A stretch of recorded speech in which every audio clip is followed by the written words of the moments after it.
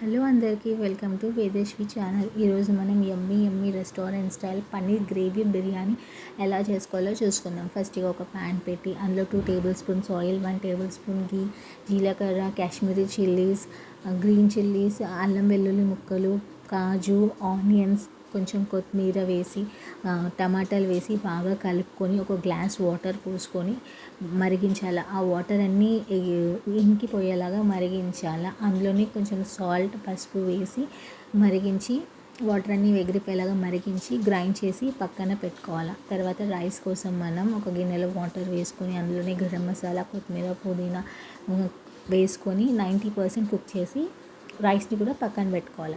తర్వాత మనం ఒక ప్యాన్లో 2 tablespoons oil, 1 table spoon నెయ్యి, హోల్ గరం మసాలా, కొత్తిమీర, పుదీనా వేసుకొని ఆనియన్స్ కూడా వేసుకొని కంప్లీట్ బ్రౌన్ కలర్ అయ్యేలాగా వేయించుకోవాలి. అందులోనే మీ టేస్ట్కి తగ్గట్టు సాల్ట్, కొంచెం పసుపు, కారం, గరం మసాలా వేసి కలుపుకోవాలి. ముందుగా మనం గ్రైండ్ చేసి పెట్టుకున్న పేస్ట్ని కూడా వేసి కలుపుకోవాలి. అందులోనే కొంచెం కర్డ్ వేయాలి. తర్వాత కొంచెం కసూరి మేతి, 1 టేబుల్ స్పూన్ కసూరి మేతి నేనైతే యూస్ చేశానండి, వేసి కలపాల. మీకు నచ్చితే బటర్ వేసుకోండి, లేకపోతే స్కిప్ చేయండి. ఇక్కడ నేను బటర్ వేసాను. తర్వాత పన్నీర్ పీసెస్ని క్యూబ్స్ లాగా కట్ చేసుకొని వేసి మూత పెట్టుకొని ఆయిల్ పైకి వచ్చేదాకా గ్రేవీని ఉడకనియండి. తర్వాత దమ్ కోసం రైస్ వేసేసి దానిపైన నెయ్యి, కొంచెం గరం మసాలా వేసి 20 మినిట్స్ దమ్ పెట్టేసేయండి.